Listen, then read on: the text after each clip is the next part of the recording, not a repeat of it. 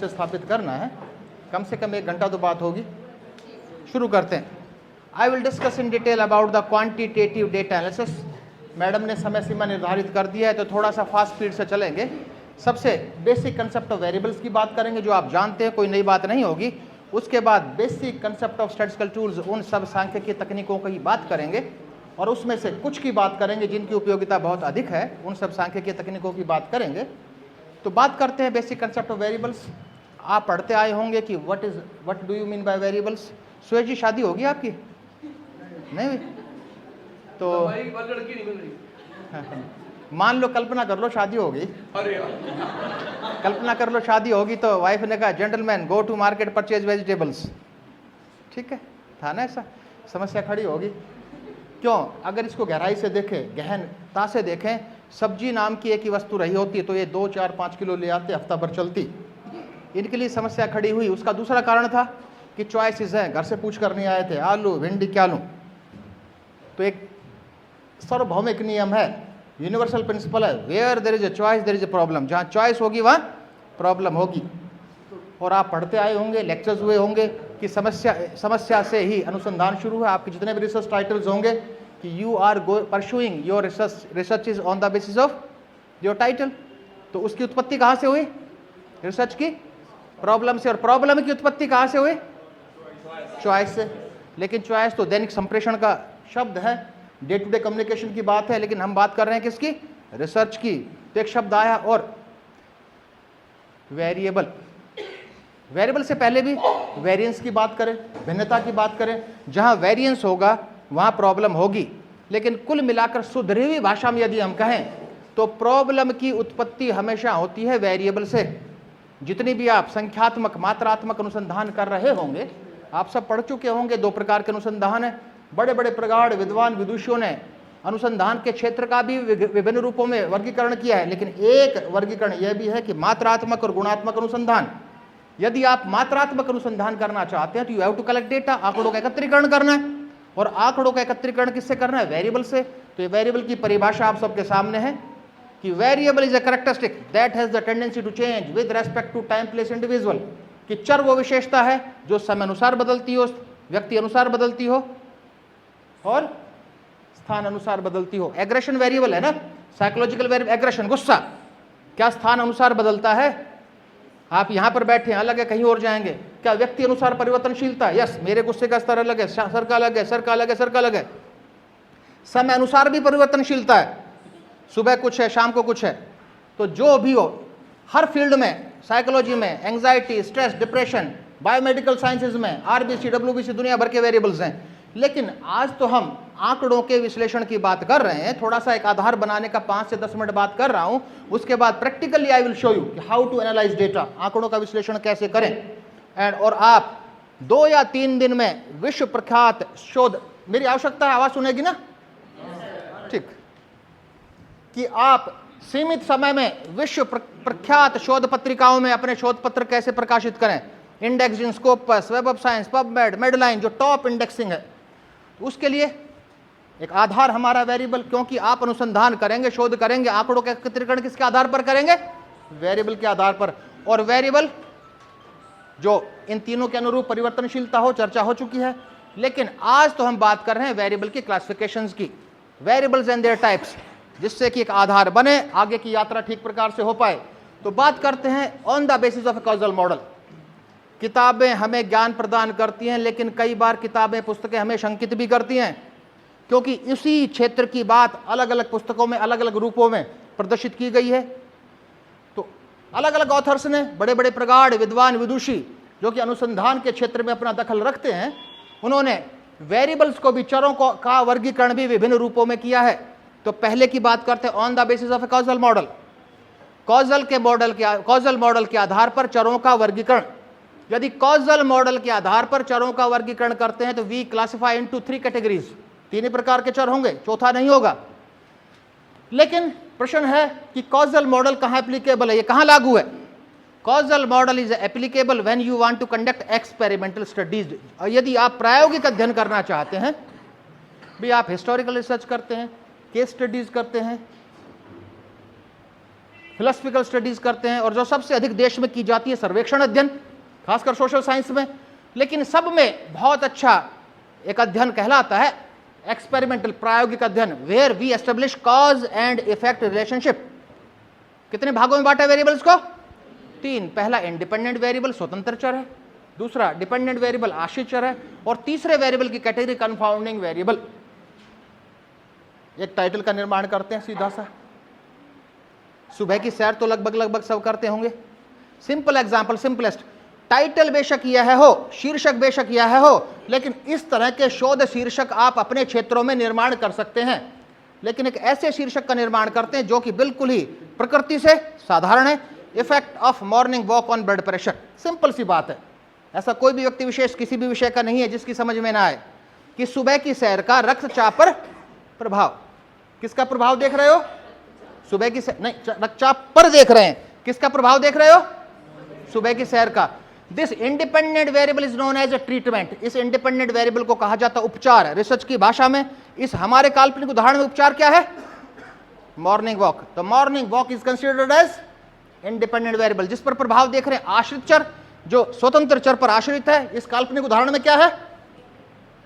Blood pressure. इतनी सी बात है। तीसरा कंफाउंडिंग वेरिएबल। आपका इंटरेस्ट है किसका प्रभाव ज्ञात करना? ब्लड नो, मॉर्निंग वॉक का आपका उद्देश्य है किस पर प्रभाव ज्ञात करना? जो कभी नहीं होता, अनुसंधान के क्षेत्र में कभी घटित नहीं होता। मॉर्निंग वॉक के साथ साथ दुनिया भर के ताम झाम भी अपना प्रभाव छोड़ेंगे। May be daily routine, food habit, social background, दुनिया। लेकिन हमारा उद्देश्य केवल किसका प्रभाव ज्ञात करना है? भाई मॉर्निंग वॉक का प्रभाव सर्दी, गर्मी, बरसात में सेम रहेगा क्या? मान लो कि आपने इस प्रयोग को आयोजित किया गर्मियों में और अचानक, अपेक्षित नहीं थी, बारिश हो गई, तो जो ह्यूमिडिटी बढ़ेगी वो उसके साथ मिलकर अपना प्रभाव में परिवर्तन करेगी या नहीं करेगी? करेगी ना। लेकिन ह्यूमिडिटी, बरसात का प्रभाव ज्ञात करना आपका उद्देश्य था? नहीं था। केवल गर्मियों में मॉर्निंग वॉक का प्रभाव ज्ञात करना आपका उद्देश्य था। आप इंद्रदेव को आदेश तो दे नहीं सकते कि मैं अनुसंधान कर रहा हूं या कर रही हूं, 5 दिन बारिश मत करना, यह संभव नहीं है। तो इंडिपेंडेंट वेरिएबल के अतिरिक्त जो भी चर अपना प्रभाव साथ साथ छोड़ते हैं, जो हमारा उद्देश्य नहीं है, वो कहलाते कंफाउंडिंग वेरिएबल, जिनको हमें नियंत्रित करना है। यदि आप अच्छे उत्तम स्तर तक के शोध पत्र प्रकाशित करना चाहते हो या अनुसंधान कार्य करना चाहते हो, तो ये कंफाउंडिंग वेरिएबल्स हैं। These are divided into categories, intervening and extraneous. Intervening वो है, these are beyond your control, आपके नियंत्रण से बाहर।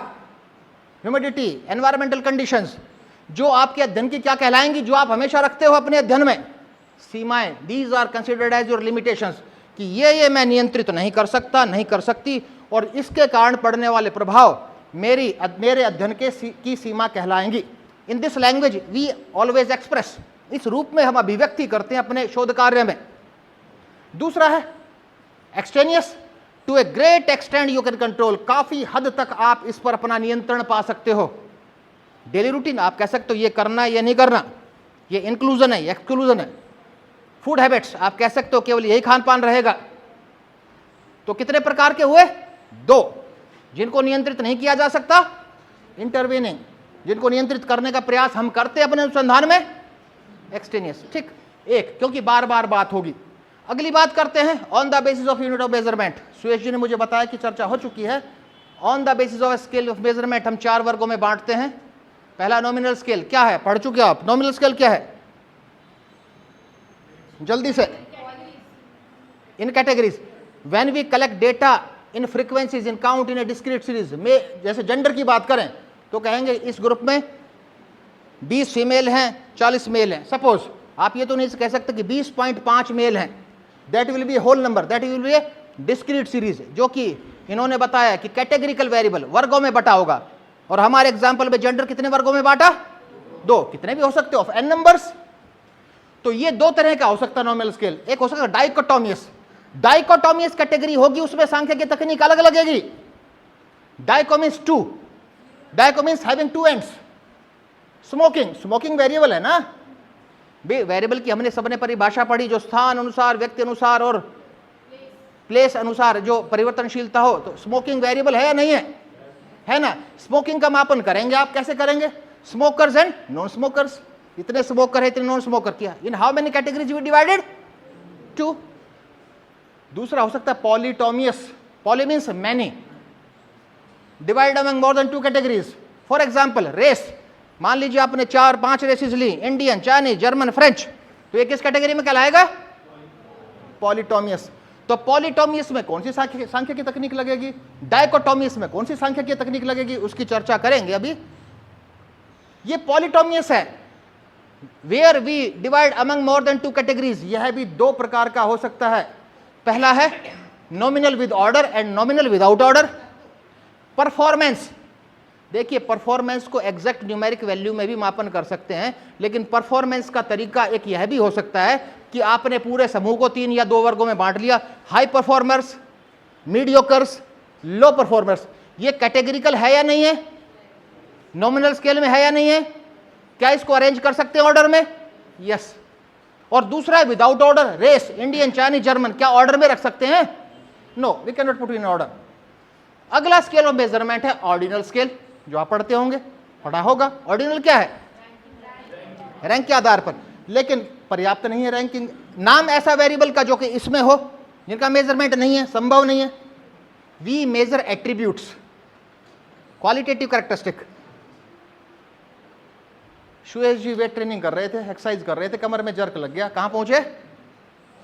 डॉक्टर के पास। डॉक्टर तो पेन किलर देगा। पेन किलर क्या सभी दर्द के स्तरों में? पहले बताओ, पेन वेरिएबल है या नहीं है? पेन वेरिएबल है या नहीं है ना? तो इनसे पूछा कि दर्द बताओ, तो ये कह रहे सर 5 किलो दर्द है, दवाई दे दो। संभव नहीं है ना। He can express in order कि sir I have high pain, I have medium pain, हल्का सा है, तो the pain can be expressed इन।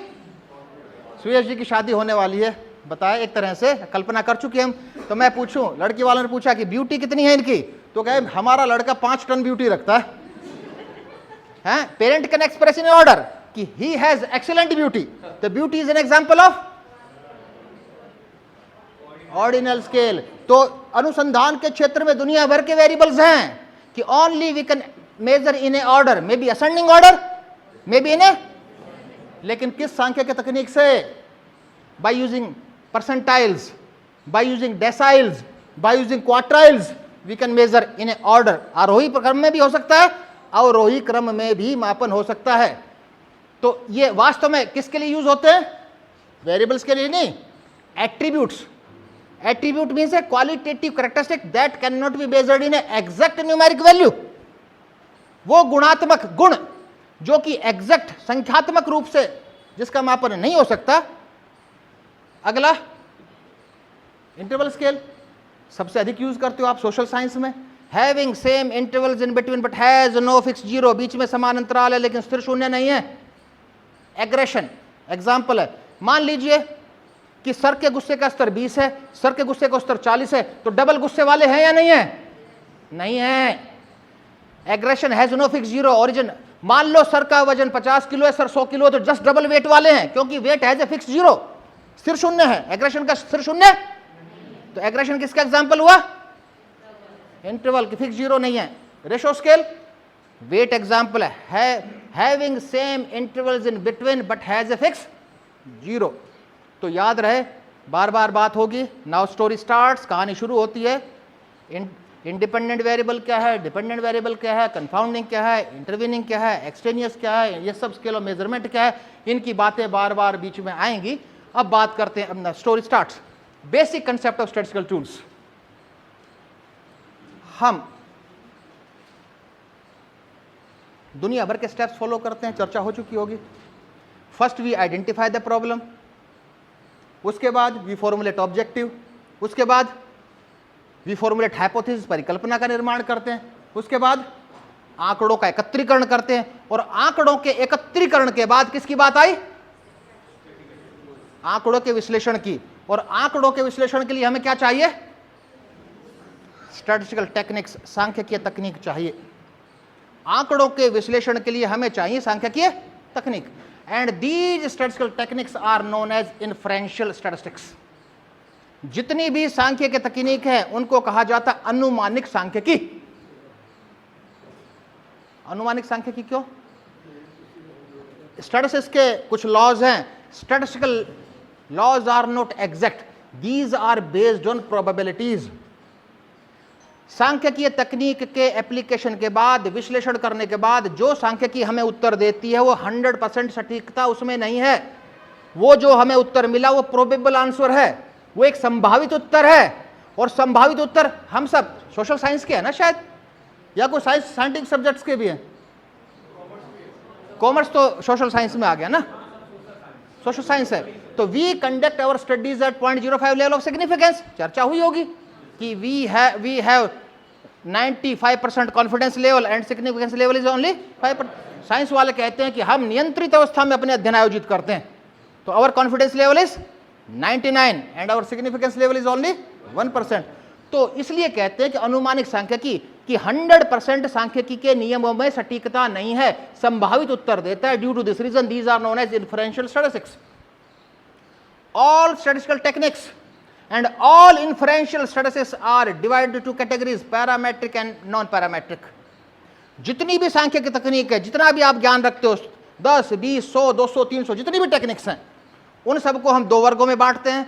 और हम सबसे बड़ी गलती करते हैं, हम सब इंक्लूडिंग मी, भूतकाल में during our PhD work also, कि we directly apply the technique which comes under the category of parametric. जो पैरामेट्रिक टेक्निक की श्रेणी में है उस टेक्निक को हम आंख बंद करके लगा देते हैं। In this case the results cannot be generalized, there are few assumptions, Hindi में कहते हैं मान्यताएं। कुछ मान्यताओं की पूर्ति होनी चाहिए आपको आंकड़ों में। जब तक उन मान्यताओं की पूर्ति नहीं होगी, you cannot apply the technique which comes under the category of इस श्रेणी की टेक्निक जब तक नहीं लगा सकते जब तक कि न्यूनतम मान्यताओं का परीक्षण न कर लें।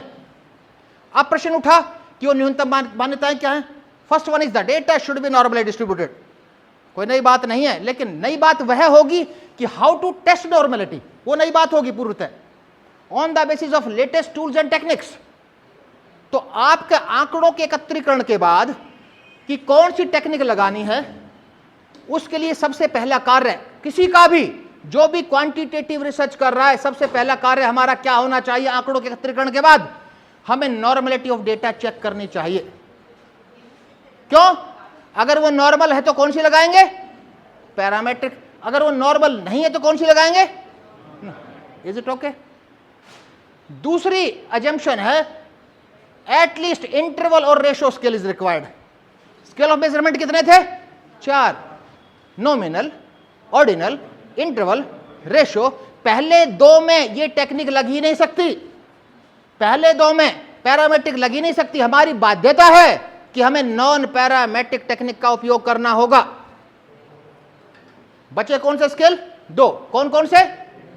रेशो। जबकि non parametric technique can be applied in any distribution, normal, non normal, in any scale of measurement, nominal, interval, ordinal, ratio, किसी में भी लग सकती है। तो आप कल्पना कीजिए, आज आपने आंकड़ों का एकत्रीकरण कर लिया है, तो सबसे पहला कार्य क्या करेंगे? टेस्ट करेंगे। क्या टेस्ट करेंगे? डेटा की क्या टेस्ट करेंगे? नॉर्मलिटी चेक करेंगे। नॉर्मल है तो डेटा की नॉर्मलिटी चेक करने के लिए क्या हमें कोई टूल चाहिए? क्या कोई टेक्निक चाहिए? यस, चाहिए ना। दूसरा क्या हम चेक करेंगे? क्या वो रेशियो इंटरवल स्केल में है या नहीं है? उसके लिए क्या टेक्निक या टूल चाहिए हमें? हाँ या ना? यस और नो? क्यों चाहिए भाई? मैंने पूछा कि एग्रेशन किस में है, वो आप कहेंगे कि वो इंटरवल है। मैं पूछूं वेट किस में, आप कहेंगे रेशो। हम सब इस स्तर पर पहुंच चुके हैं कि आंकड़ों की, डेटा की, वेरिएबल की प्रकृति को देखकर हम सब में इतना ज्ञान है कि वो किस स्केल ऑफ मेजरमेंट में फिक्स 0 है। तो ये है, कोई टूल चाहिए क्या? आंकड़े का नाम, उसका डेटा, उसका वेरिएबल का नाम सुनते ही हमें पता चल जाएगा क्या है। लेकिन डेटा की नॉर्मलिटी तो चेक करना पड़ेगी। क्यों चेक करना पड़ेगी? देखो भाई, कोऑपरेट करोगे तो मैं आसानी से आगे बढ़ूंगा। क्यों चेक करनी पड़ेगी? टेस्ट कौन सा लगाना है, ठीक। तो अब कहानी शुरू होती है, प्रैक्टिकल पार्ट भी शुरू होगा कि how to check the normal distribution. बहुत इंपॉर्टेंट बात है। ऐसा कोई भी मात्रात्मक अनुसंधान नहीं है, ऐसी आप सब में से ऐसी कोई भी क्वांटिटेटिव रिसर्च नहीं है जिसमें इस स्टेप की आवश्यकता ना पड़े। ये अनिवार्य स्टेप मानकर चले। We should keep in the entirety of our mind. तो नॉर्मलिटी चेक करने के दुनिया भर के तरीके थे, एक ही तरीका प्रचलित था, लेकिन आज के दिन by using 3 different methods we can test the normality. उन तीनों को पूर्णतः सीखेंगे और ये सबसे अनिवार्य स्टेप है। तो पहला है बाय यूजिंग डिस्क्रिप्टिव स्टैटिस्टिक्स, पहला है by using descriptive statistics. I will proceed very slowly. अगला है ग्राफिकल मेथड, ग्राफ के माध्यम से भी आप नॉर्मलिटी को चेक कर सकते हैं। और तीसरी विधि है बाय यूजिंग फॉर्मल टेस्ट, जिन टेस्ट का, जिन परीक्षणों का कोई दूसरा काम नहीं है, जिनका उपयोग हम केवल नॉर्मलिटी को चेक करने के लिए करते हैं। कितनी विधियां? 3। डिस्क्रिप्टिव स्टैटिस्टिक्स का नाम आते ही हम सबके सामने क्या पिक्चर आती है? Measures of central tendency and measures of variability, केंद्रीय प्रवृत्ति के नाम, माप और विचलन के नाम, mean, median, mode, range, quartile deviation, mean deviation, standard deviation, skewness, kurtosis. कोई भी सॉफ्टवेयर सारे देता है, हम यूं का यूं टेबल रख देते हैं, गलत। अगर हमारा उद्देश्य केवल नॉर्मलिटी को चेक करना है तो आइदर वी रिक्वायर 2 मेजर्स और 4 मेजर्स, 2 से भी हमारा काम चल रहा है, और उसको और सटीकता देना चाहते हैं तो 4 मेजर्स, 4 माप होंगे। और वो 4 माप होंगे skewness, standard error skewness, kurtosis and standard error of kurtosis. ठीक है, हम क्या चेक कर रहे हैं? नॉर्मलिटी। किस माध्यम से कर रहे हैं, किस विधि से कर रहे हैं? Descriptive statistics. हमें कितने माप चाहिए? या तो 2 या 4। हाउ टू ड्रॉ कंक्लूजन्स, निष्कर्ष कैसे निकालें? Method number 1, on the basis of 2। यदि 2 के आधार पर निष्कर्ष निकालते हैं, वो सब जानते हैं, पढ़ते आए हैं आप। By using skewness and kurtosis, thumb rule है, if the value of skewness and kurtosis lie in between -1 to 1 तो आप कहेंगे नॉर्मल है। पहली बात। कितने मापों के आधार पर एक निर्णय लिया? 2। दूसरा निर्णय कैसे ले सकते हैं? 4 के आधार पर। तो 2 क्या जोड़ दिया हमने? स्टैंडर्ड एरर, मानक त्रुटि। तो स्टैंडर्ड एरर क्या है? What do you mean by standard error? मानक त्रुटि, चांस, स्टैंडर्ड एरर बताओ क्या? स्टैंडर्ड एरर ऑफ मीन भी है, सब स्टैंडर्ड एरर। सुयश जी कैसे आदमी है? बढ़िया आदमी। ईमानदारी से बताना, एक भी कमी नहीं है क्या? होंगी, होंगी नहीं है या नहीं है? इस पृथ्वी पर कोई पैदा नहीं हुआ जिसमें कमियां ना हो। ठीक है ना? ये पहली बात, झूठ बोल रहे हैं ना, पहले बोले अच्छे हैं, फिर अपना ही कमेंट को चेंज कर रहे हैं, कमी भी है। कोई व्यक्ति कमियों के साथ कैसा अच्छा हो सकता है? हो सकता है क्योंकि हमारे समाज ने काल्पनिक रेखा फिक्स कर दी, उससे कम कमियां हैं, चलेगा, उससे ऊपर गई तो क्या बच के रहना, ऐसा ही है ना? It means every individual is bound to have some error. प्रत्येक व्यक्ति विशेष की बाध्यता है कि उसमें त्रुटियां होंगी। Every statistical technique is bound to have some error. प्रत्येक सांख्यिकी तकनीक की बाध्यता है कि उसमें त्रुटियां होंगी। The acceptable error is known as standard error. Skewness की वैल्यू ये है, उसका स्टैंडर्ड एरर वो है। स्क्यूनेस की वैल्यू उसके स्टैंडर्ड एरर से कम होगी तो नॉर्मल है। Is it okay? How many methods we are having? 3। कितने के माध्यम से हम सीख चुके नॉर्मलिटी को चेक करना? 1 के 2 कहां से आ गई? 1 के माध्यम से। 1 के माध्यम से किया, लेकिन 1 के माध्यम से भी 2 रूपों में। एक कितनों के आधार पर? 2। एक कितनों के आधार पर? 4। अब है graphical method, how to interpret the results. उसकी चर्चा होगी। ग्राफ क्या होता है भाई? एक एक्स एक्सिस होता है, एक वाई एक्सिस होता है। ग्राफिकल मेथड दुनिया भर के हैं, कई बार पाई, दुनिया भर के ग्राफ्स।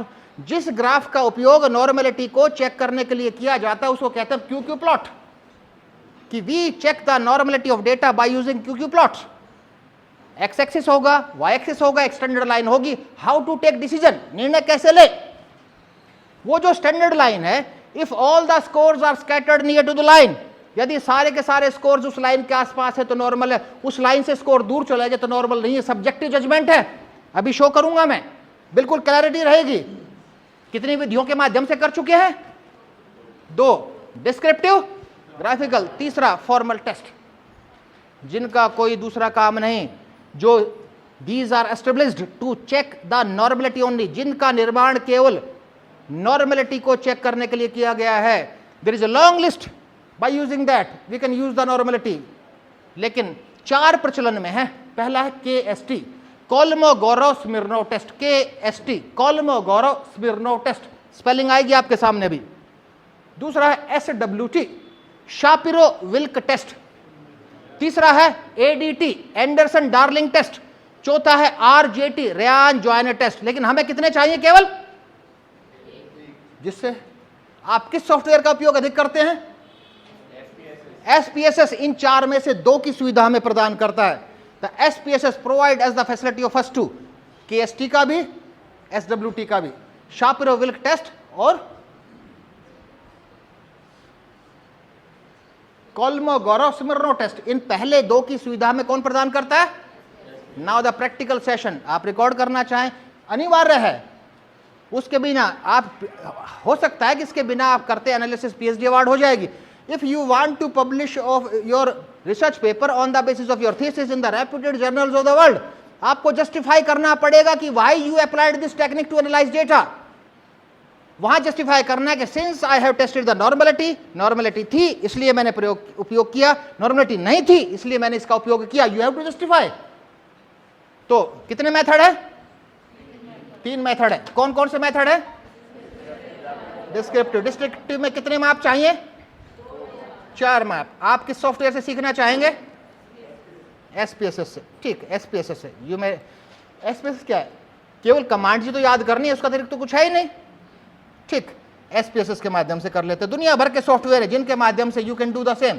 आप किसी भी ऑप्शन, कौन से वर्जन से कर रहे हो उसी से कर, वर्जन से बराबर किसी वर्जन से कीजिए आप, कोई दिक्कत नहीं है। तो मैं 27 से आपको शो करके दिखाता हूं। ठीक, what we are going to discuss, how to test the normality practically by using SPSS। कितने माध्यमों से? 3। कौन कौन से? डिस्क्रिप्टिव पहला, ग्राफिकल मेथड दूसरा, जिसमें कौन सा ग्राफ?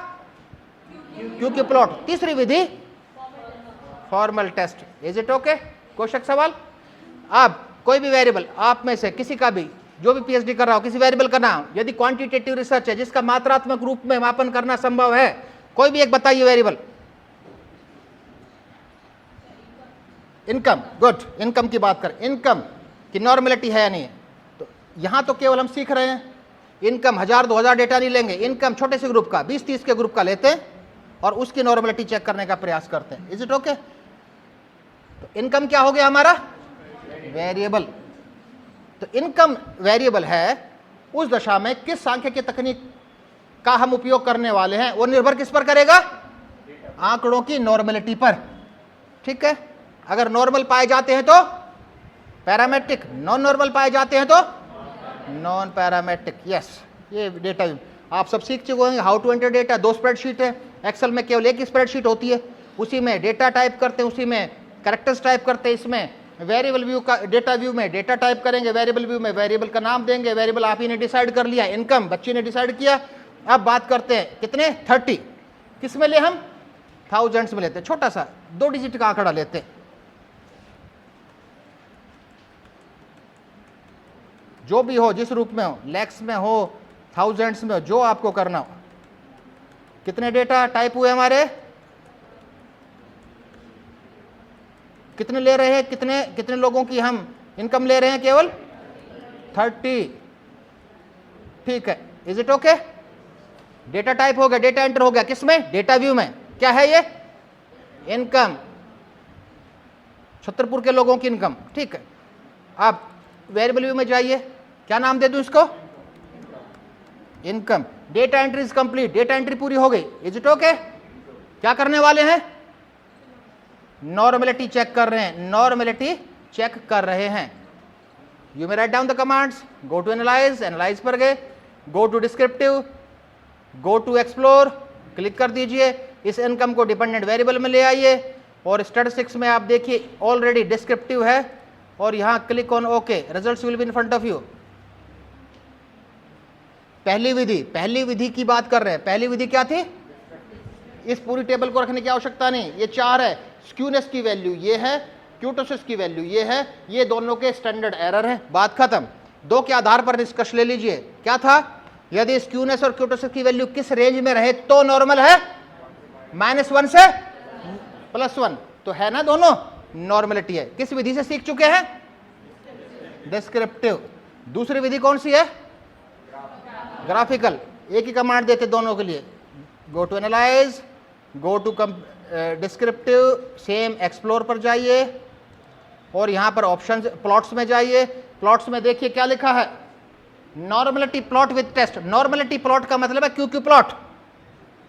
टेस्ट, टेस्ट का मतलब क्या है, दो, कौन कौन से, KST, SWT, गुड, क्लिक कर दीजिए और ये कंटिन्यू, ओके। ये रिजल्ट्स, डिस्क्रिप्टिव भी आएगा क्योंकि कमांड हम दे चुके हैं, डिस्क्रिप्टिव तो आएगा। इसके नीचे ये क्यू प्लॉट है, ये क्यू प्लॉट अपने रिसर्च में लगाएंगे, थीसिस में आप लगाएंगे। और ये देखिए ये एक स्टैंडर्ड लाइन है, इस स्कोर सारे साथ के साथ होने चाहिए। आप कहेंगे since all the scores are scattered near to the line, expected line, तो डेटा कैसा है, नॉर्मल है। तो कौन सी टेक्निक का उपयोग करेंगे, पैरामेट्रिक। तीसरा विधि, बोलिए बोलिए। हाँ, इस लाइन, स्टैंडर्ड लाइन जो जनरेट हुई है, इस लाइन के आसपास हो तो नॉर्मल है, इस लाइन के आसपास नहीं है तो नॉर्मल नहीं है। देखिए सारे स्कोर नॉर्मल है ना, ठीक है, क्लियर हुआ।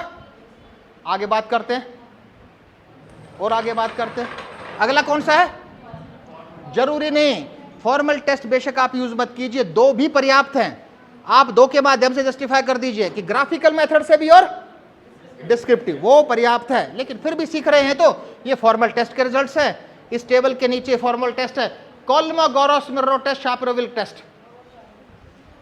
अब एक छोटा सा समझने के लिए इसको थोड़ा करते हैं कि how to interpret the results. थोड़ा दोबारा से मैं डिलीट कर रहा हूं, ध्यान दीजिए, क्लियर। ये इनकम है थाउजेंड्स में कि एक की 56,000 है, 57,000 है, 54,000 है। एक ऐसा कोई व्यक्ति आ गया है, या तो बहुत वीक है या बहुत ही रिच है, तो आपके अध्ययन को प्रभावित करेगा या नहीं, नकारात्मक करेगा, सकारात्मक करेगा, ना सकारात्मक। कोई भी त्रुटि, कोई भी एक्सेप्शन स्कोर, कोई भी आउटलायर्स सकारात्मक रूप से कभी प्रभावित नहीं करेगा, आपके अध्ययनों को नकारात्मक रूप से ही प्रभावित करेगा। तो हम इसका एक्सेप्शन एक स्कोर, अभी ये एंट्री, मेरा कर्सर कौन से सीरियल नंबर पर है, 10। ये केवल बहुत गरीब आदमी 5,000 रुपए कमाता केवल महीने के, सारे तो 50,000 से ऊपर है, ठीक है। ये एक व्यक्ति डिस्टॉर्ट कर देगा आपके अध्ययन के परिणाम। मेथड बताइए, चेक कर रहा हूं अभी, क्या चेक, कहां क्लिक करूं, analyse, then descriptive, then explore. बची हुई कमांड हम दे चुके हैं और क्लिक ऑन ओके। ये देखिए ये -5 पहुंच गया 28, यानी हाईली नॉन नॉर्मल है। तो क्या पैरामेट्रिक का उपयोग कर सकते हैं, नहीं। अगला मेथड कौन सा था, ग्राफिकल, क्यू क्यू प्लॉट। ये देखिए क्यू क्यू प्लॉट में सारे के सारे स्कोर इस लाइन से ये भी दूर चले गए हैं और इस अकेले ने नॉन नॉर्मलिटी बना दी। इज इट ओके, यानी इस लाइन से कोई भी स्कोर दूर दिखे, सब्जेक्टिव जजमेंट है आपका, आप क्या कहेंगे, डेटा नॉर्मल नहीं है। किस टेक्निक का उपयोग करेंगे, non parametric. Is it okay, ठीक है। अब ये बताइए, अगर ऐसी दशा आपके रिसर्च में उत्पन्न होती है तो आप क्या करेंगे, नहीं नॉन पैरा, ये बताइए नॉन पैरामेट्रिक लगाएं तो अच्छा है या एक स्कोर को रिमूव करके 29 के आधार पर अध्ययन करें तो वो अच्छा है, एक को हटा दीजिए, ये है ना, हाँ जो ठीक है, यही अच्छा है ना। देखिए अगर नॉन नॉर्मलिटी 10, 20, 40, 50 एक बहुत अधिक के कारण है तो ठीक है। यदि 1, 2, 3 स्कोर आपके पूरे डिस्ट्रीब्यूशन को डिस्टर्ब कर रहे हैं तो एलिमिनेट करना अनइथिकल नहीं है। किसी भी स्कोर को अध्ययन से एलिमिनेट करना अनइथिकल तब है after the production of the results, परिणाम निकालने के बाद अनइथिकल है। During the screening of data, दिमाग में हम सब बैठा लें, during the screening of data if we eliminate any score that will not be considered as unethical issue। Data screening करते वक्त किसी भी स्कोर को हम रिमूव करते हैं वो अनैतिक नहीं है। तो हाउ टू आइडेंटिफाई, ये तो हमें तो पता है 10वें नंबर पर है, लेकिन हजारों लाखों स्कोर होंगे तो कैसे पता चलेगा। तो how to identify outliers, you can identify the outliers by using box plots. Outlier को ढूंढ सकते हैं किसके माध्यम से, बॉक्स प्लॉट के माध्यम से। यहां पर कौन सा score outlier, 10 number, 10th number है, ठीक है। तो आउटलायर अलग से कमांड देने की आवश्यकता नहीं है।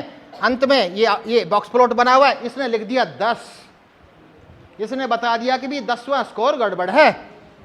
इज इट ओके, क्लियर हो गया। तो किसके माध्यम से हमने आइडेंटिफाई किया आउटलायर्स, बॉक्स प्लॉट। अब हमें क्या करना चाहिए इस डेटा में? एलिमिनेट कर देना चाहिए किसको? 10th को।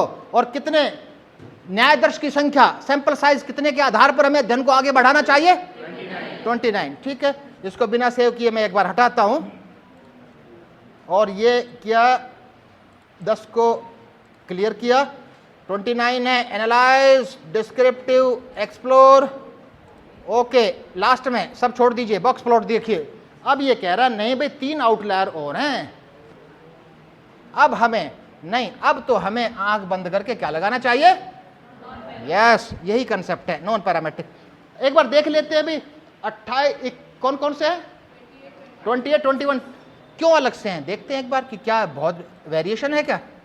कहां पर है? 20, 21, 54 है, हाँ एक लोएस्ट यूनिट है। अगला कौन सा है? 28। ठीक है, 20, इसलिए इज इट ओके? अब तो अगर एक्स को रहा होता तो आप क्या करते? डिलीट कर देते। अब नॉन पैरामीट्रिक लगाएंगे। इस यहां तक की चर्चा में, सॉरी, यहां तक की चर्चा में कोई दिक्कत किसी को बताइए? हाँ बताइए बेटा, बताइए।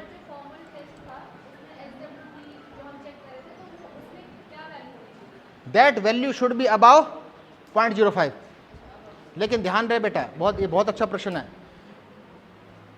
जितने भी फॉर्मल टेस्ट हैं, these are structured and established on the basis of a large population. Small population में उसको नहीं लगाना चाहिए, वो केवल लार्ज पॉपुलेशन के लिए हैं, जब आपके हजारों लाखों का एक वो हो तभी, नहीं otherwise test the normality by using descriptive and graph.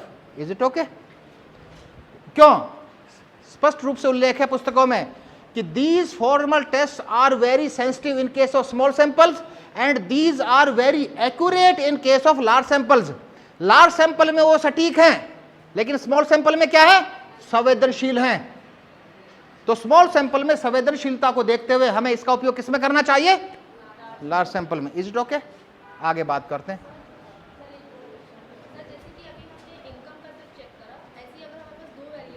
अलग अलग चेक करेंगे, अच्छी बात है, बिल्कुल अलग। अच्छा प्रश्न। यदि 10 वेरिएबल है तो 10 का इकट्ठा नहीं, हर वेरिएबल का separately you have to check. और ध्यान दीजिए, इससे एक उत्तर और निकल कर आया, जिस जिस वेरिएबल का नॉर्मल है उसमें पैरामीट्रिक का उपयोग करेंगे, जिसमें नॉर्मल नहीं है वो, इतनी सी बात है, स्पष्ट सी बात है। Any doubt? यस।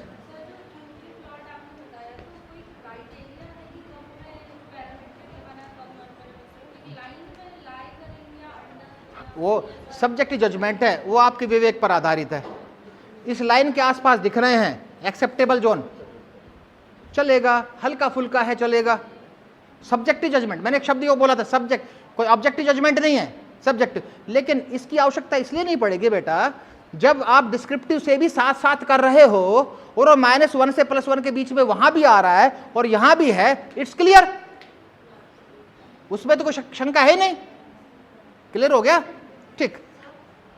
हाँ सर, अगर मान लीजिए इनकम में आ गया हमारा नॉर्मल डेटा और एक्सपेंडिचर में नहीं आया, तो हमें कौन सा मेथड यूज करना चाहिए, पैरामीट्रिक या नॉन? नहीं, अगर उनका एनालिसिस सेपरेटली कर रहे हैं तो फिर एक में पैरामीट्रिक है, नॉन पैरामीट्रिक, बात चर्चा हो चुकी है अभी।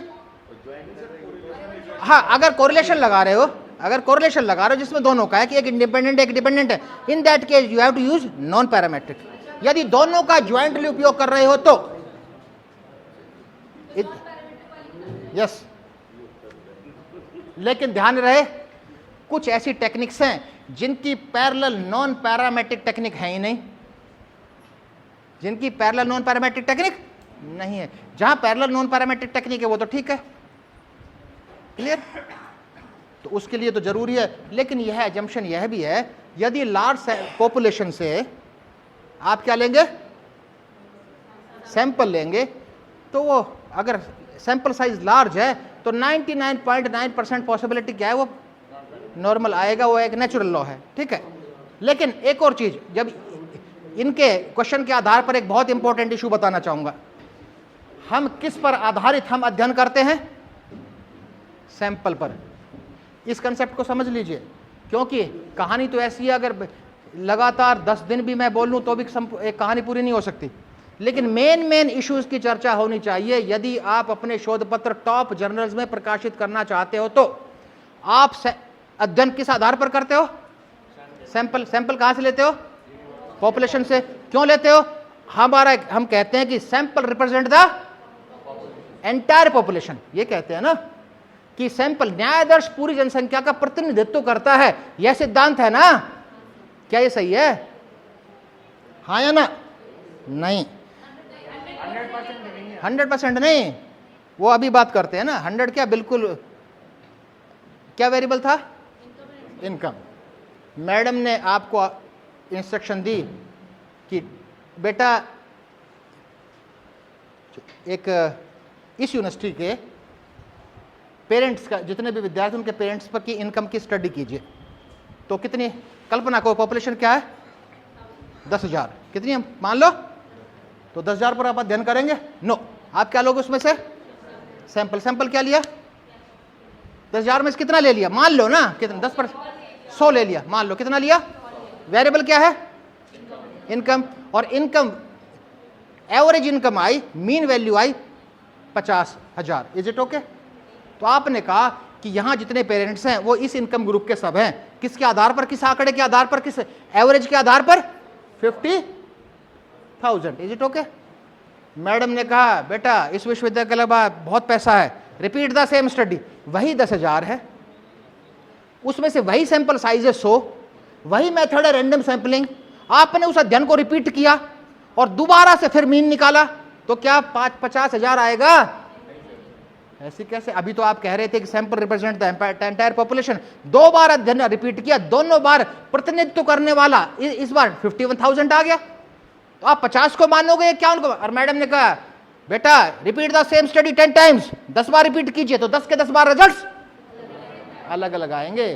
तो कुल मिलाकर यह है कि सैंपल कभी भी रिप्रेजेंटेशन पूर्ण रूप से नहीं करता पॉपुलेशन का। ध्यान दीजिए पहली बात। अब कितनी बार रिपीट किया आपने? 10 बार। क्या 10 के 10 बार समान रूप से प्रतिनिधित्व है क्या? इसमें एक बार रिप्रेजेंटेशन सबसे बुरा रहा होगा और एक बार सबसे। अब उस 10 में से सबसे अच्छा कौन सा रिप्रेजेंटेशन है? इसलिए कंसेप्ट आया सेंट्रल लिमिट थ्योरम का। सेंट्रल लिमिट थ्योरम कहती है कि mean of all means will give the accurate results. कितने मीन है आपके पास? 10 मीन का 10 मीन ही एक्यूरेसी देगा। क्या प्रैक्टिकली संभव है? नहीं है। तो इसका पैरेलल आंसर, जहां हम वीक हैं, जहां हम लैक करते हैं, इसका पैरेलल आंसर दिया कॉन्फिडेंस इंटरवल्स ने। The parallel answer is given by the confidence intervals. आप टॉप क्लास जर्नल्स में देखोगे हर शोध पत्र में कॉन्फिडेंस इंटरवल दर्शाया गया है। ध्यान दीजिए क्यों? पहले स्टैटिस्टिक्स की भाषा में, फिर सामान्य भाषा में। Confidence interval is the interval by using that we can test the quality of our results। एक सिंपल भाषा में, मौसम विभाग अनुसंधान करता है कि नहीं करता है? करता है। बेटा मौसम विभाग ने टीवी पे समाचार डाला रिसर्च के आधार पर कि कल का टेम्परेचर 5 से 50 डिग्री के बीच में होगा, तो सर्दी के कपड़े निकाल कर रखोगे या गर्मी के?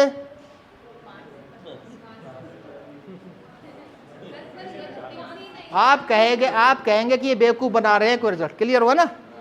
और वही मौसम विभाग कहेगा कल का टेम्परेचर 5 से 60 डिग्री के बीच में रहेगा। हम किसके लिए मेंटली प्रिपेयर रहेंगे?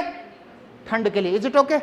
तो आपके अध्ययन में एवरेज के साथ जितना कॉन्फिडेंस इंटरवल कम होगा उतने ही आपके परिणाम गुणवत्तापूर्ण हैं, और जितना कॉन्फिडेंस इंटरवल का अंतराल बहुत अधिक होगा वो गुणवत्ता विहीन आपका अध्ययन है, आपकी रिसर्च, उसकी कोई यूटिलिटी नहीं है, कोई उपयोगिता ही नहीं है उसकी। तो how the quality of the results are decided? On the basis of confidence intervals. तो अनिवार्य रूप में हर अध्ययन में कॉन्फिडेंस इंटरवल का इंक्लूजन कीजिए। क्यों? आप उससे प्रदर्शित करेंगे कि मेरा अध्ययन इतना गुणवत्तापूर्ण है। यदि इसी अध्ययन को सेम अध्ययन को आप आयोजित करें, ऑर्गेनाइज करें, कंडक्ट करें, तो सबकी गुणवत्ता समान नहीं हो सकती।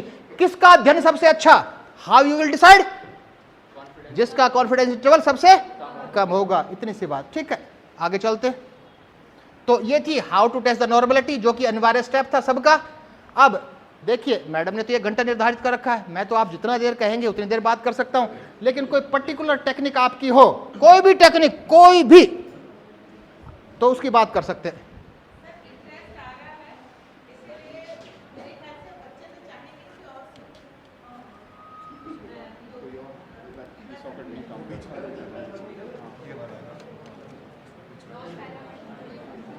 बताइए कोई टेक्निक, या फिर आप किस विषय के सबसे अधिक हो? कॉमर्स की टेक्निक बताऊं बढ़िया एक, जिससे आप बहुत अच्छा टेक्निक कर सकें।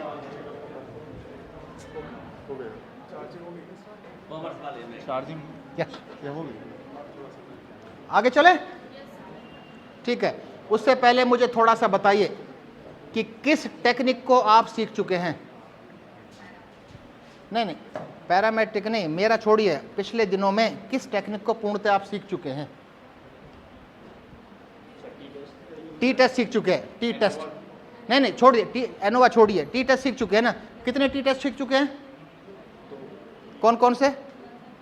Independent T test, dependent T test, और वो तो एक ही बात है ना, इंडिपेंडेंट को अनपेयर्ड कहते हैं, वो तो एक ही बात है। ठीक है, तो एक टेक्निक सिखाऊंगा, वही अपने आप में पूर्ण है, बहुत अच्छे पेपर लिख सकते हो, क्योंकि कॉमर्स में अधिकतर मार्केटिंग रिसर्चेज होती होंगी, मार्केट में देखा जाता है ट्रेंड, देखते हो ना, तो how to see the trend, उसकी बात करते हैं। जो टेक्निक, क्या आपने एनोवा, आपने कहा एनोवा सीखी, एनोवा तो दुनिया भर की है, one way ANOVA, repeated measure ANOVA, between ANOVA, between, within, दुनिया भर की एनोवाज है, उनमें से कौन सी सीखी आपने? ठीक है, जो भी हो, लेकिन आज हम एक एनोवा जो आपके लिए पूर्णतः नई होगी उसकी चर्चा करेंगे, और टी टेस्ट की बात करेंगे एक अलग रूप में, और उसकी पैरेलल टेक्निक्स की। बस उतना सीख लें तो भी आज के दिन पर्याप्त है। क्लियर हुआ? शुरू करते कहानी को, थोड़ा सा कोऑपरेट कीजिए, और आपको लगे ना कि, तो जब आप कहेंगे कंक्लूड कर देंगे उसको, ठीक है, जब भी आपको लगे। तो जितनी भी स्टैटिस्टिकल टेक्निक्स है कितने भागों में बांटा? 2। कौन कौन से? ये हो गया पैरामेट्रिक, नॉन पैरामेट्रिक। समझने के लिए, ठीक से समझ में आप सबके आए, तो पैरामेट्रिक को भी 2 उपभागों में विभाजित करते हैं। वी डिवाइड इनटू 2 सब कैटेगरीज, कंपैरेटिव एंड रिलेशनशिप, तुलनात्मक और सहसंबंधात्मक, तुलनात्मक और सहसंबंधात्मक। क्लियर हुआ? तो सहसंबंधात्मक को की तो बात ही नहीं करेंगे, उसको नहीं छेड़ेंगे आज, लेकिन किसको करेंगे? तुलनात्मक। दुनिया भर की तुलनाएं हो सकती है, दुनिया भर की। अब मेरा प्रश्न, सबसे छोटी तुलना कैसे होगी? तो उत्तर यही है, 2 के बीच। सबसे छोटी तुलना 2 के बीच में ना, comparison between 2। Is it okay? Comparison among more than 2, more than 2। और कोवेरिएंट के साथ भी तुलना हो सकती है, अगर समय बचेगा तो देखते हैं, लेकिन 2 की तुलना करते हैं, जो आप सीख चुके हैं, इसलिए फास्ट स्पीड से करेंगे। 2 की तुलना 3 रूपों में हो सकती है। T test is a statistical technique used to compare 2 groups.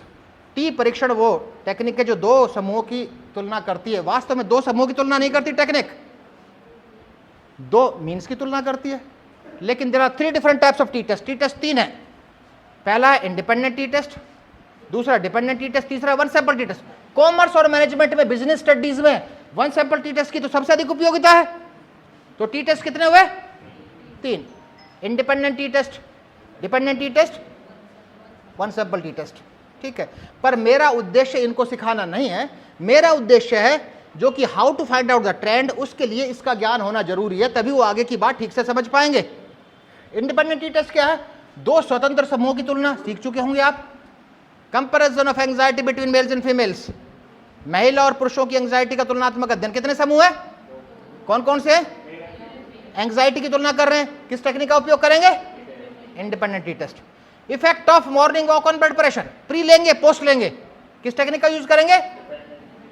Dependent T test. Is it okay? सीख चुके हैं। वन सैंपल टी टेस्ट की चर्चा हुई है? यस और no? No. One sample commerce में कैसे यूज करेंगे ये बताइए।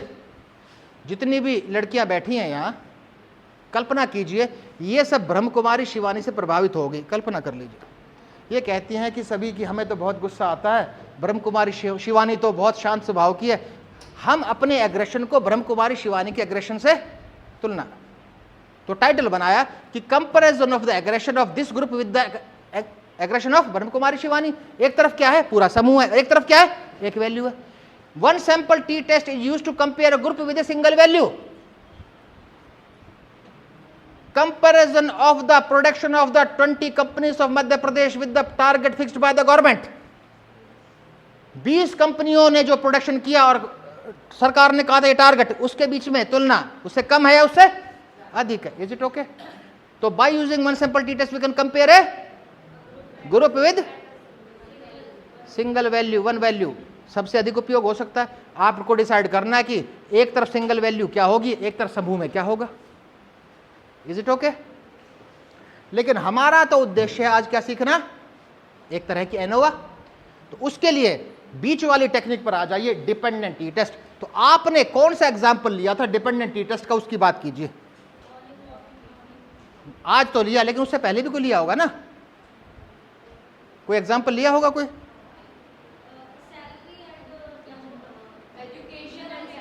नो, उसमें लग ही नहीं सकता। उसमें इंडिपेंडेंट, उसमें तो प्री और पोस्ट का कंसेप्ट होगा, नहीं तो लग ही नहीं सकते। डिपेंडेंट टी टेस्ट में तो कंसेप्ट होगा कि we have to compare two different observations of the same group. एक ही समूह के दो आंकड़े होने चाहिए, variable will be same, variable तो हो ही नहीं सकते। तो क्या टाइटल था आपका?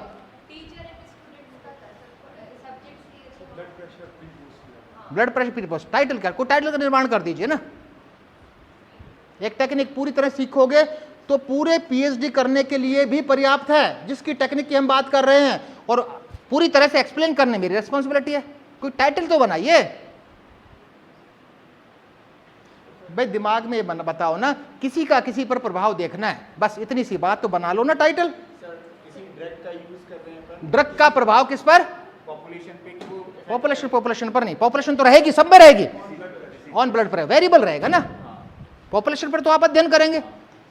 तो इन्होंने कहा, टाइटल बना दिया, effect of drug on blood pressure. Is it हो गया? Is it okay? तो इंडिपेंडेंट वेरिएबल क्या है? ड्रग है। Is it okay? कोई भी बहुत सुधरे रूप में, effect of drug X on Y disease, आज का इनका जो टाइटल है। इफेक्ट, वो एक्स कुछ भी हो सकता है, वाई कुछ भी हो सकता है। वाई क्या है? ब्लड प्रेशर, और ड्रग एक्स, जो भी एक्स नाम की कोई भी दवाई है। His interest is to find out the change in Y only due to X. ठीक है? तो effect of drug X on Y disease, X नाम की दवाई का वाई नाम की बीमारी पर प्रभाव। कितने ऑब्जर्वेशन है आपके पास? दो। कौन कौन से हैं? Before and after, pre and post. किस टेक्निक का आप उपयोग करने वाले हैं? डिपेंडेंट टी टेस्ट का। अंतर आया तो इफेक्ट है, अंतर नहीं आया तो इफेक्ट, जो आप सीख चुके हो। और आपने वो ड्यूरेशन क्या फिक्स कर दी? अरे भाई, टोटल ड्यूरेशन भी तो फिक्स की, ड्रग कितने दिन दी?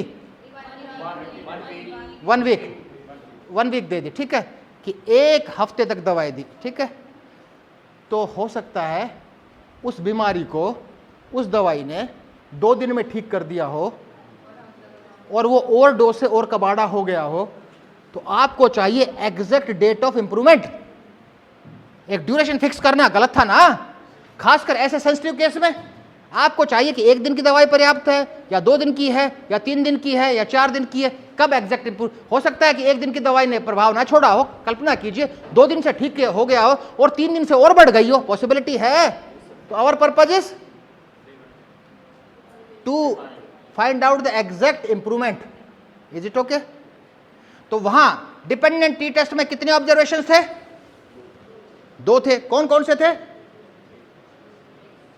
Pre and no, X Y कहां से आ गया? Pre post. Dependent T test में कितने ऑब्जर्वेशन थे? 2। थोड़ा सा कोऑपरेट करेंगे तो उस टेक्निक को सीखते हैं। कितने ऑब्जर्वेशंस? 2। थोड़ा सा कोऑपरेट कीजिए। किस किस रूप में? प्री और पोस्ट। बीच में अवधि क्या फिक्स कर दिया आपने? 1 वीक, जो कि सही था या गलत था? गलत था। Is it okay? तो अब यहां केवल 2 ऑब्जर्वेशन थे। वो टेक्निक, दो से अधिक ऑब्जर्वेशंस के बीच सार्थक अंतर ज्ञात करने के लिए जिस सांख्यिकीय तकनीक का हम उपयोग करते हैं वो कहलाती है RM ANOVA, repeated measure ANOVA. तो आज हम सीखेंगे repeated measure ANOVA, RM ANOVA, repeated measure ANOVA, ठीक है। और हम ऑब्जर्वेशंस लेते हैं 5। कितनी ले सकते हैं? कितनी ले सकते हैं? कितनी भी, n नंबर्स। लेकिन आज हम कितनी ले रहे हैं?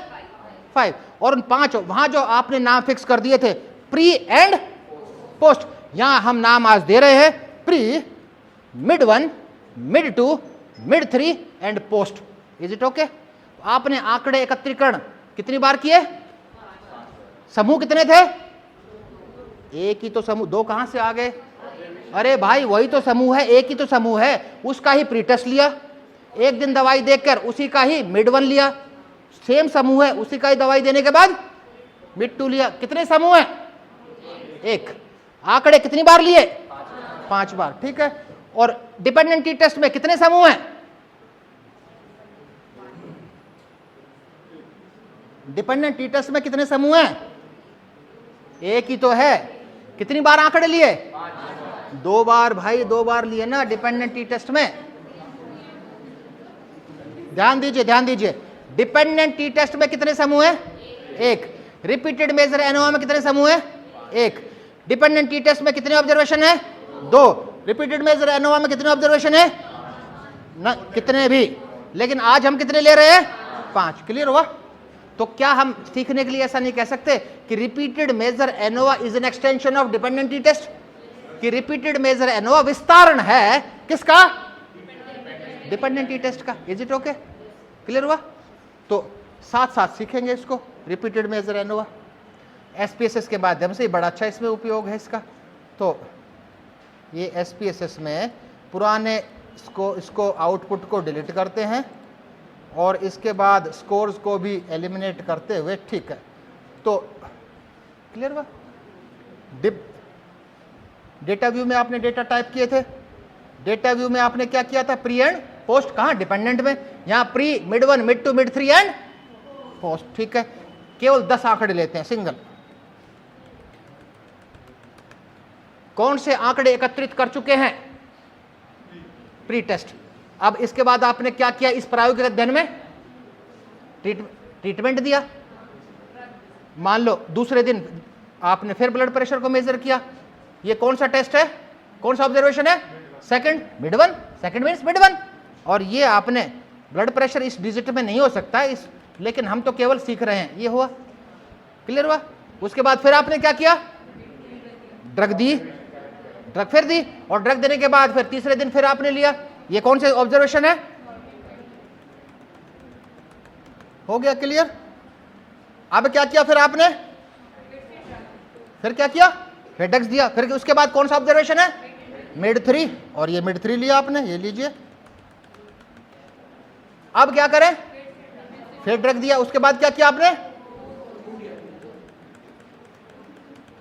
Is it okay? Data entries complete, data collection is complete. आंकड़ों के एकत्रीकरण कर चुके हैं। कितने ऑब्जर्वेशंस के आधार पर? 5। Is it okay? 5 के नाम दे दीजिए। पहले को क्या नाम दे दूं? ये प्री दे दिया नाम। दूसरे को क्या नाम दे दूं? ये दिया मिड 1। अगले को क्या नाम दूं?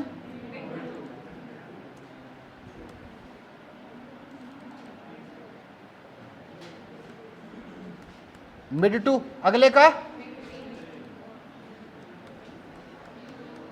मिड 3। अगले का पोस्ट।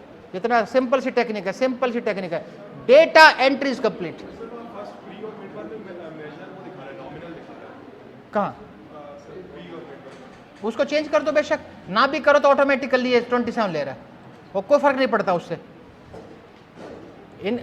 ये बड़ा अच्छा इन्होंने प्रश्न उठाया कि सर वो दिखा रहा है कि उसको, लेकिन उससे कोई फर्क नहीं पड़ना। Is it okay? नॉमिनल को आप चेंज कर दो।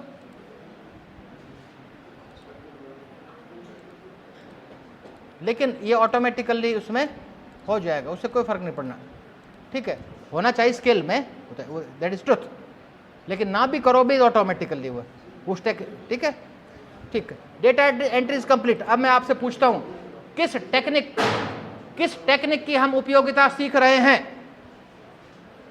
RM ANOVA. किस टेक्निक की उपयोगिता सीख रहे हैं? RM ANOVA, repeat measure ANOVA. कितने ऑब्जर्वेशंस हैं? 5। Is it okay? You may write down the commands कि कैसे करना है। क्लिक ऑन एनालाइज, एनालाइज पर क्लिक किया, पहला step number 1, click on analyse. Is it okay?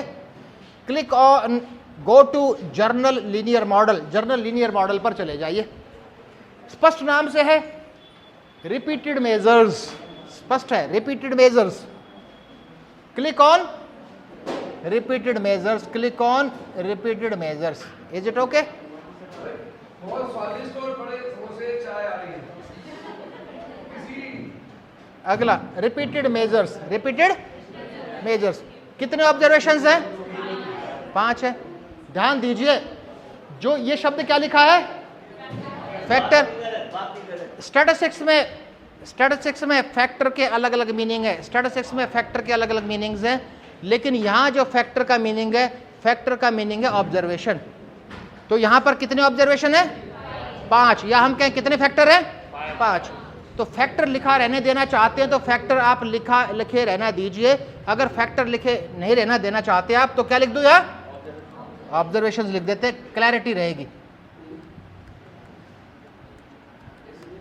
तो अब ये पूछ रहा है कि ऑब्जर्वेशंस हैं तो कितने हैं? ये पूछ रहा है number of levels of observation कितने हैं? 5। क्लिक कर दीजिए 5। अब ठीक है, अब इनको ऐड कर दीजिए। How many observation we have added? 5। अब डिफाइन कर दीजिए।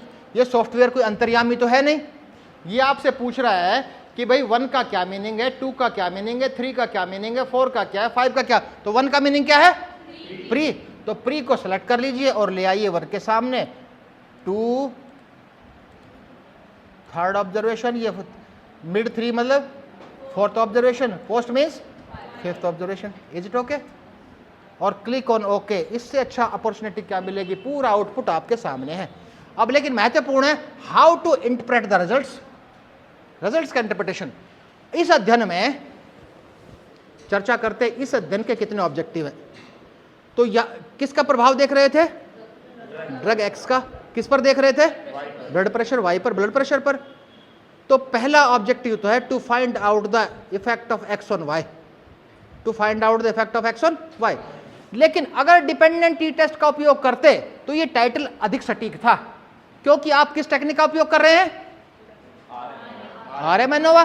तो टाइटल यह भी चलेगा, 99% टाइटल ये भी ठीक है, 100% ठीक है, लेकिन और अच्छा टाइटल कहेंगे कि trend of the effect of X on Y. प्रभाव का चलन है, केवल प्रभाव तक सीमित नहीं है, उस प्रभावशीलता का ट्रेंड देख रहे हो कि कब बढ़ा कब घटा। तो जो दोनों की तुलना करें, effect of drug X on Y disease की जगह यदि trend of the effect of X on Y, कौन सा अच्छा? ट्रेंड वाला। तो पहला ऑब्जेक्टिव हो गया। The first objective will be to find out the trend of the effect of X on Y. ठीक है, तो ओवरऑल ट्रेंड है, ये ओवरऑल ट्रेंड देखा। Is it okay? पहला ऑब्जेक्टिव ये होगा। दूसरा ऑब्जेक्टिव क्या होगा?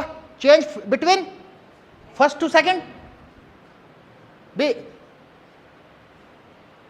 प्री और मिड 1 के बीच में अंतर है या नहीं है? चेंज है या नहीं है? घटा या बढ़ा है ना ये?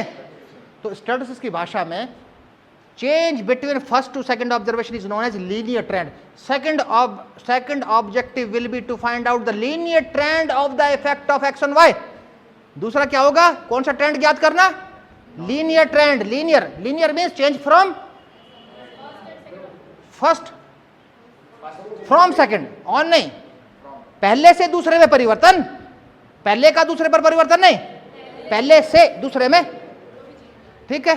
Third objective will be to find out the change from second to third. Research की भाषा में उसको कहते हैं quadratic trend. To find out the quadratic trend of the effect of X on Y. कितने ट्रेंड देख चुके? 3 overall trend, linear trend, quadratic trend. अगला क्या होगा?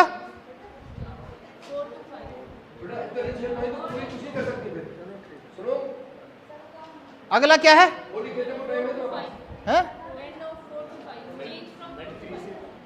पहले से दूसरे था, दूसरे से तीसरे था, तीसरे से चौथा है ना भाई। अभी क्या है, तीसरे से चौथा।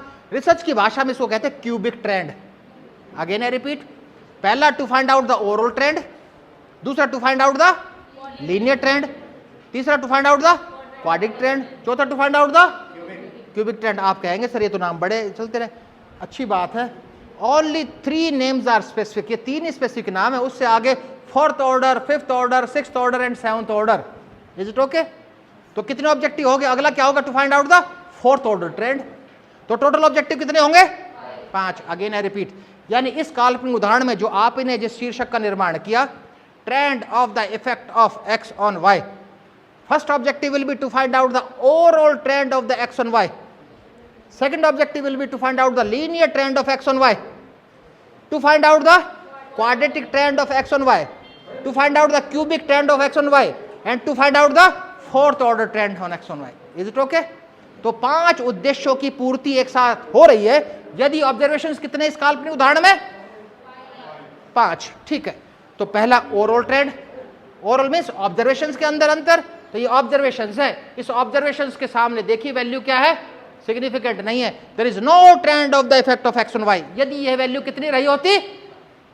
0.05 से कम रही होती तो अंतर आता, तो ओवरऑल ट्रेंड नहीं है, यानी एक्स का वाई पर दूर दूर तक कोई प्रभाव नहीं है, ना पहले से दूसरे में, दूसरे से तीसरे में, तीसरे चौथे में, चौथे से 5 में, कहीं भी नहीं। यदि तो कहानी यहीं खत्म हो गई, कहानी यहीं खत्म होगी।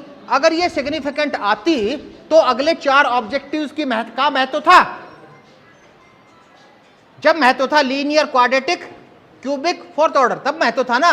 लेकिन फिर भी देखते हैं ये ऑटोमेटिकली इसके अंदर सारे ट्रेंड है, क्योंकि ओवरऑल ट्रेंड सिग्निफिकेंट नहीं है तो ये चारों ट्रेंड भी सिग्निफिकेंट नहीं होंगे। ये देखिए लीनियर, ये चारों देख लीजिए, linear, quadratic, cubic, 4th order, ये चारों ट्रेंड। इट मींस ये एक्सप्लेन करना, यदि एक्सप्लेनेशन में, इंटरप्रिटेशन में दूर दूर तक कोई शंका है किसी भी प्रतिभागी की, यू में आस्क विदाउट हेजिटेशन। आपके ऊपर है, जितनी टेक्निक सीखना चाहे, मुझे कोई दिक्कत नहीं है। जो आपको सीखना, कोई आपकी पीएचडी की टेक्निक को अभी लाइए, अभी उसका एनालिसिस विद इन सेकेंड्स। बोलिए।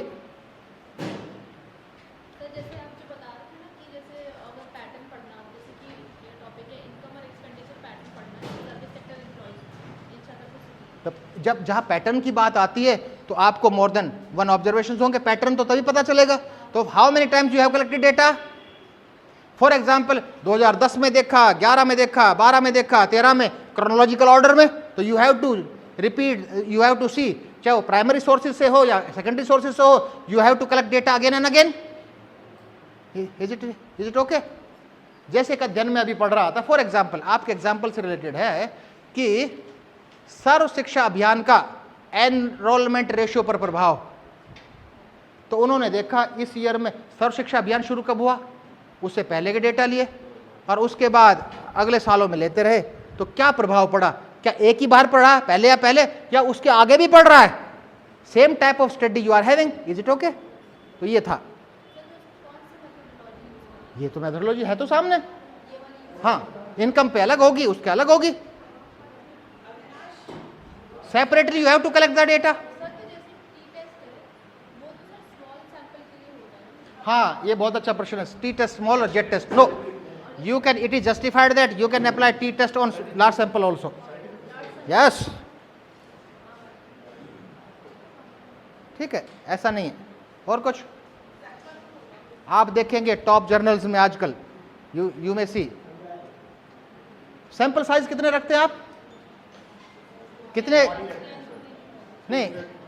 नहीं, सैंपल साइज की का कैटेगराइजेशन कितने वर्गों में है? कितने प्रकार के सैंपल्स हैं? 2 है ना। कौन कौन से? स्मॉल सैंपल और लार्ज सैंपल, 2 कैटेगरी में है ना। स्मॉल सैंपल का कंसेप्ट क्या है? Less than 30। Large sample means 30 और more? No, this concept has been changed. बिल्कुल, इंस्टेड ऑफ, आज के दिन बड़े बड़े सांख्यिकी के ज्ञाता प्रगाढ़ विद्वानों ने कहा है कि 2 नहीं 3 वर्ग है, small sample, moderate sample, large sample. एक श्रेणी और जोड़ दी, कौन सी? Moderate sample size. Concept of small sample is same, less than 30 considered as small, 30 to 100 considered as moderate. आज के दिन लार्ज सैंपल की श्रेणी 100 and more, not about 30. Is it okay? तो there are 3 sample sizes, small, moderate, large. तो इसलिए at least take moderate sample size. आप 30 नहीं 31 रखिए, 32 रखिए. Is it okay? At least the study should be conducted on, कम से कम अध्ययन आयोजित हो मॉडरेट सैंपल साइज के आधार पर. And the range of the moderate sample size is 30 to 100. Yes. और कोई क्वेश्चन? कोई और क्वेश्चन हो किसी का, कैसा भी बताइए.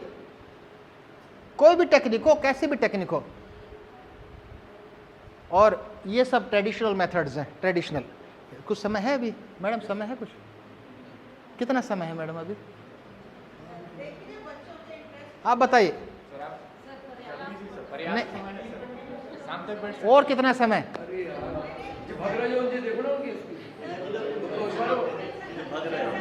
एक काम कीजिए, मैं आपको थोड़ा सा एक आइडिया देता हूं.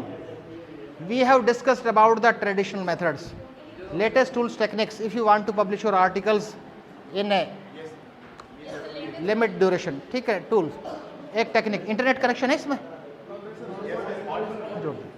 थोड़ा सा, केवल 15 मिनट्स. सर ऐसा करते हैं कि कुछ बच्चे जो हैं इसको बहुत इंटरेस्ट आ रहा है, कुछ ऐसे हैं कि जबरदस्ती रुके हुए हैं. तो अपन ऐसा करते हैं कि इनको पहले समापन सत्र कर रहे हैं, समापन सत्र कर लें और उसके बाद जिनको जानकारी लेना होगी तो बैठेंगे और समापन सत्र शुरू कर रहे हैं सर इसके बाद.